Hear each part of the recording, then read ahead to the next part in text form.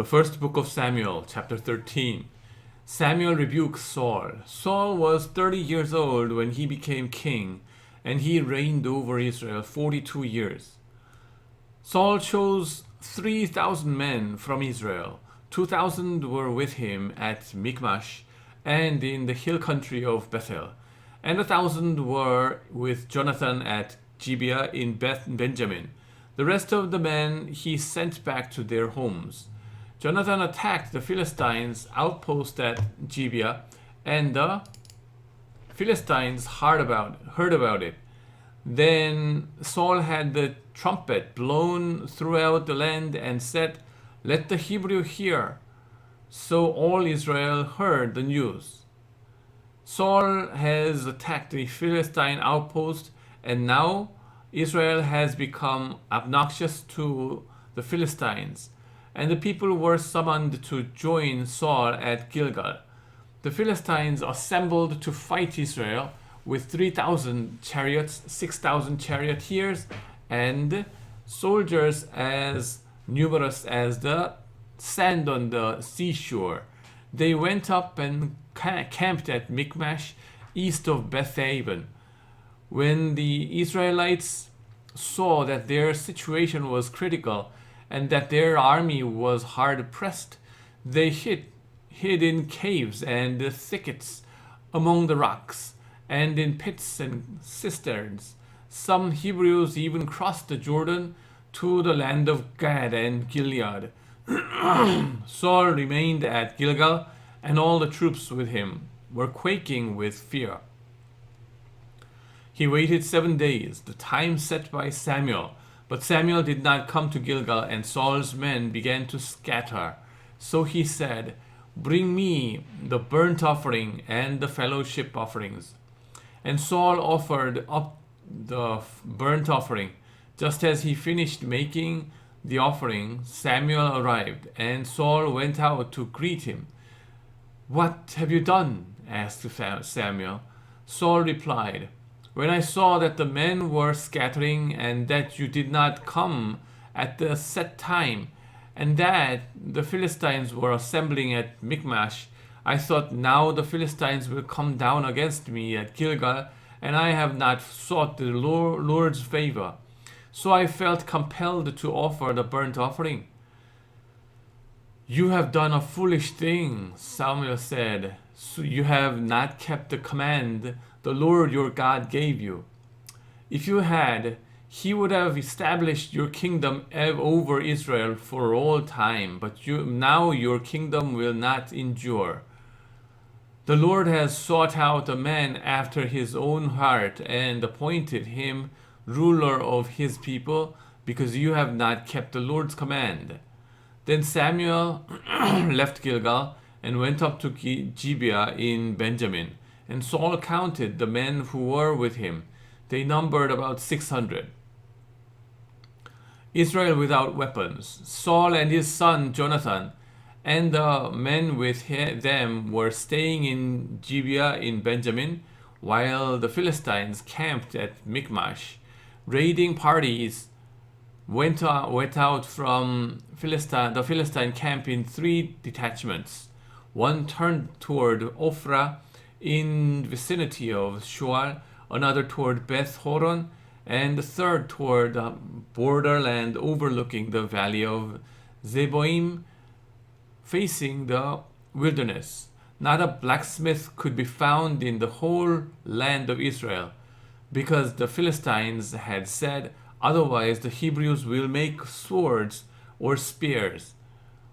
So all Israel went down to the Philistines to have their plow points, mattocks, axes, and sickles sharpened. The price was 2/3 of a shekel for sharpening plow points and mattocks, and 1/3 of a shekel for sharpening forks and axes, and for repointing goads. So on the day of the battle, not a soldier with Saul and Jonathan had a sword or spear in his hand. Only Saul and his son Jonathan had them. One day, Jonathan, son of Saul, said to his young armor-bearer, "Come, let's go over to the Philistines' outpost on the other side." But he did not tell his father. Saul was staying on the outskirts of Gibeah under a pomegranate tree in Migron. With him were about 600 men, among whom was Ahijah, who was wearing an ephod. He was a son of Ichabod's brother, Ahitub, son of Phinehas, the son of Eli, the Lord's priest in Shiloh. No one was aware that Jonathan had left. On each side of the pass that Jonathan intended to cross to reach the Philistine outpost was a cliff. One was called Bozez and the other Seneah. One cliff stood to the north toward Mikmash, the other to the south toward Geba.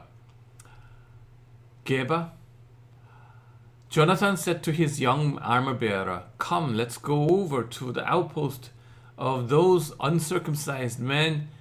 Perhaps the Lord will act in our behalf. Nothing can hinder the Lord from saving, whether by men or by few, by many or by few." "Do all that you have in mind," his armor-bearer said. "Go ahead, I am with you I am with you, heart and soul." Jonathan said, "Come on then, we will cross over toward them and let them see us. If they say to us, 'Wait there until we come to you,' we will stay where we are and not go up to them. But if they say, 'Come up to us,' we will climb up, because that will be our sign that the Lord has given them into our hands." So both of them showed themselves to the Philistine outpost. "Look," they said, "the Philistines. The Hebrews are crawling out of the holes they were hiding in." The men of the outpost shouted to Jonathan and his armor-bearer, "Come up to us and we will teach you a lesson." So Jonathan said to his armor-bearer, "Climb up after me. The Lord has given them into the hand of Israel." Jonathan climbed up, using his hand and feet, with his armor-bearer right behind him. The Philistines fell before Jonathan, and his armor-bearer followed and killed behind him. In that first attack, Jonathan and his armor-bearer killed some 20 men in an area of about half an acre. Israel routs the Philistines. Then panic struck the whole army, those in the camp and field and those in the outpost and raiding parties. And the ground shook. It was a panic sent by God. Saul's lookouts at Gibeah in Benjamin saw the army melting away in all directions. Then Saul said to the men who were with him, "Muster the forces and see who has left us." When they did, it was Jonathan and his armor-bearer who were not there. Saul said to Ahijah, "Bring the ark of God." At that time it was with the Israelites. While Saul was talking to the priest, the tumult in the Philistine camp increased more and more. So Saul said to the priest, "Withdraw your hand." Then Saul and all his men assembled and went to the battle. They found the Philistines in total confusion, striking each other with their swords. Those Hebrews who had previously been with the Philistines and had gone up with them to their camp went over to the Israelites who were with Saul and Jonathan. When all the Israelites who had hidden in the hill country of Ephraim heard that the Philistines were on the run, they joined the battle in hot pursuit. So on that day the Lord saved Israel, and the battle moved on beyond Beth Aven. Jonathan eats honey. Now the Israelites were in distress that day because Saul had bound the people under an oath, saying, "Cursed be anyone who eats food before evening comes, before I have avenged myself on my enemies." So none of the troops tasted food. The entire army entered the woods, and there was honey on the ground. When they went into the woods, they saw the honey oozing out, yet no one put his hand to his mouth, because they feared the Lord.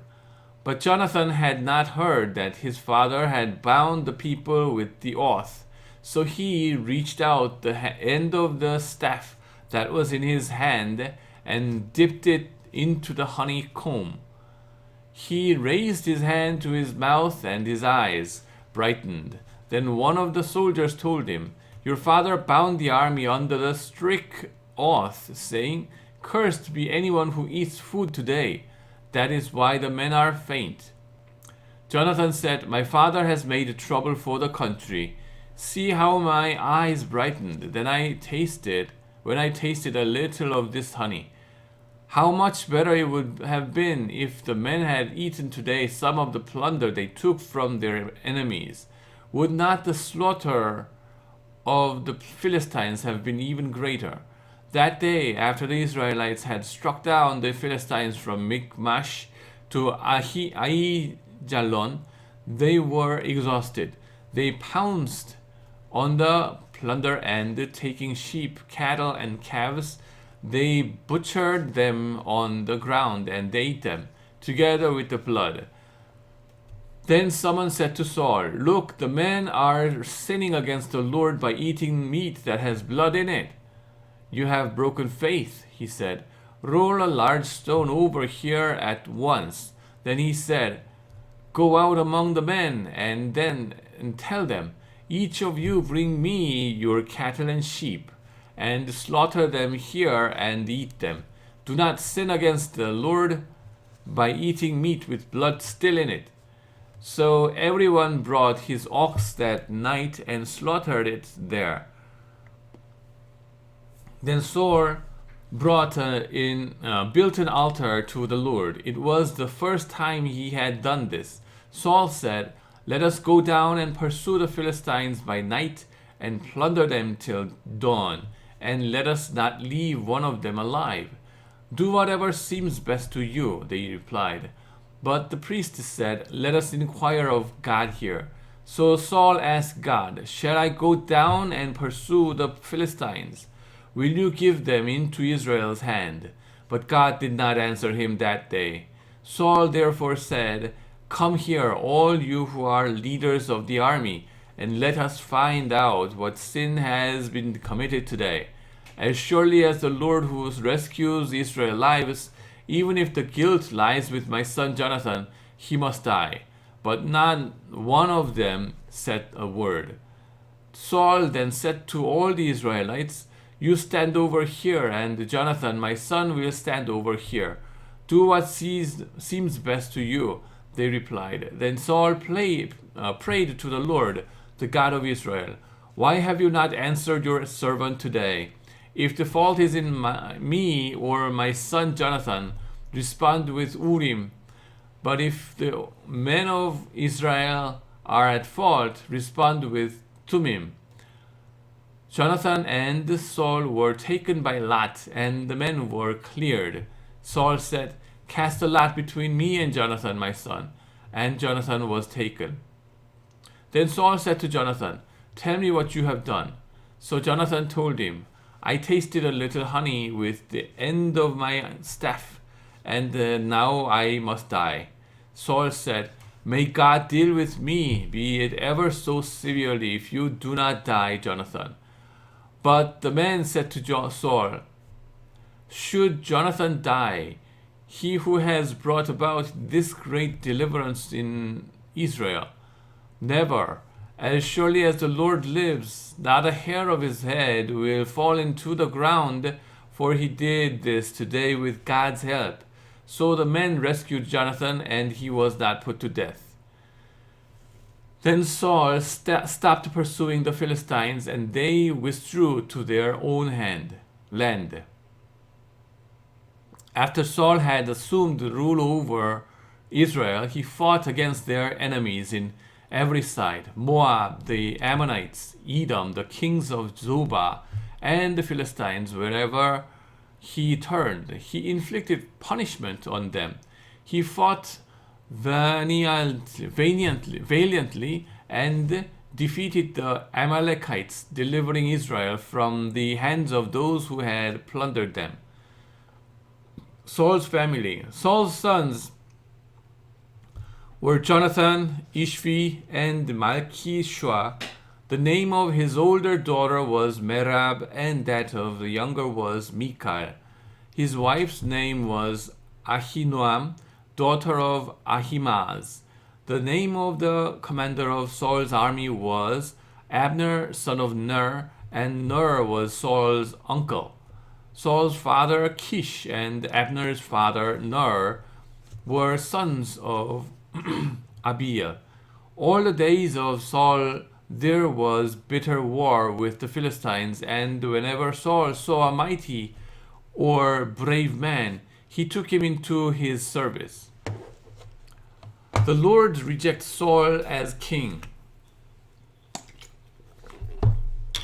Chapter 15.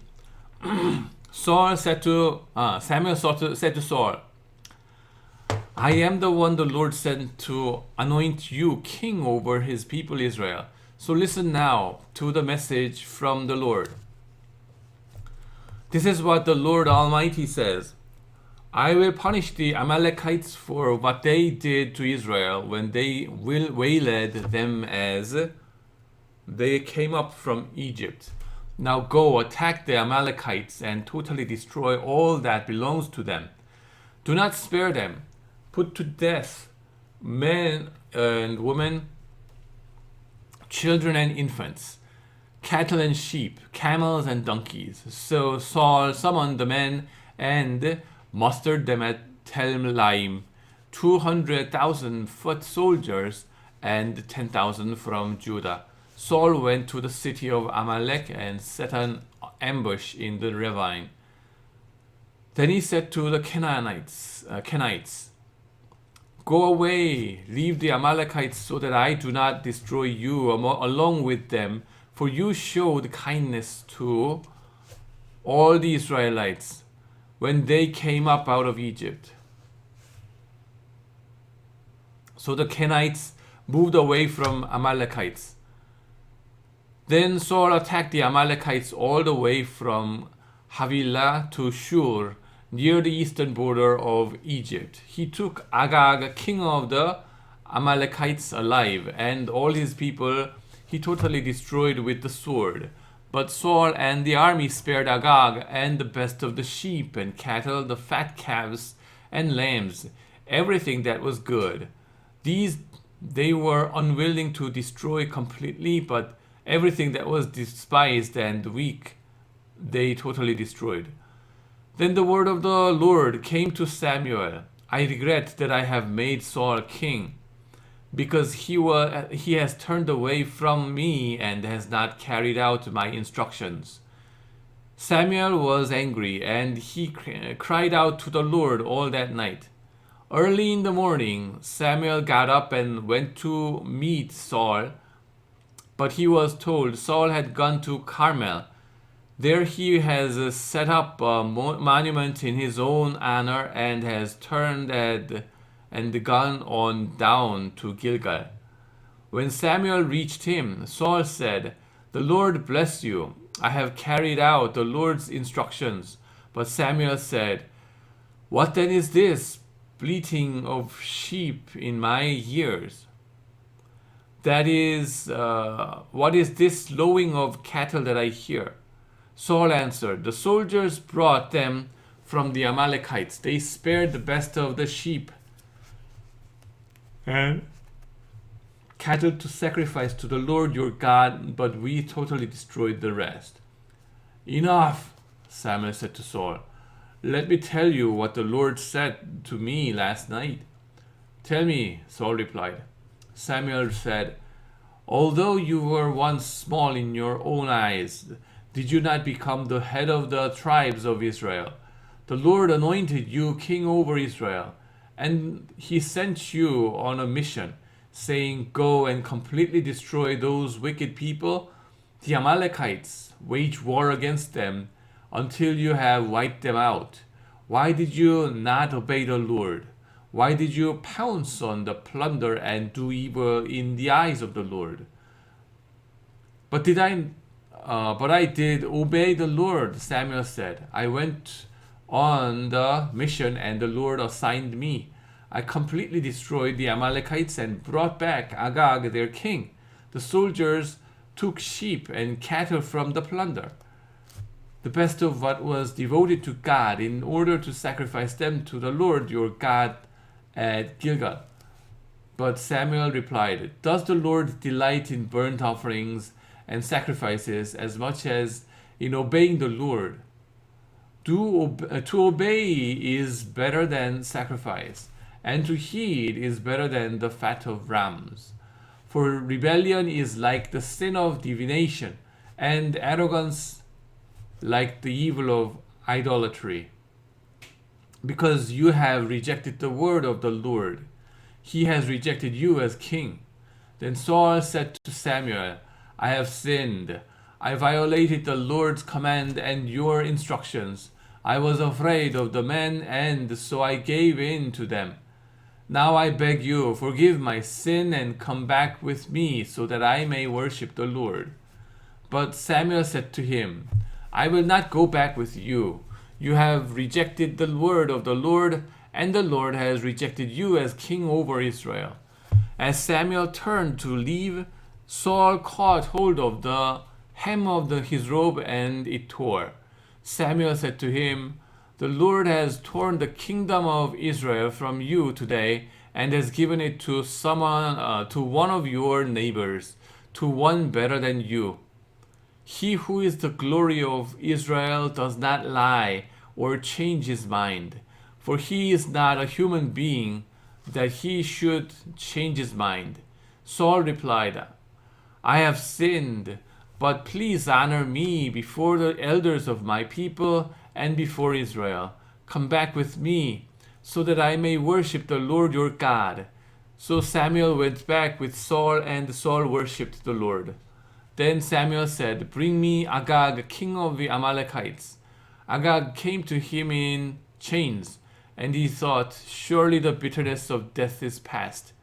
But Samuel said, As your sword has made women and children, so will your mother be childless among women.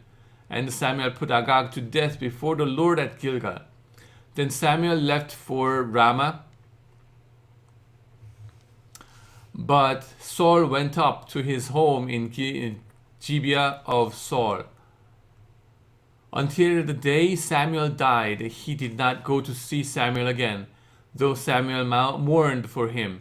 And the Lord regretted that he had made Saul king over Israel. Amen.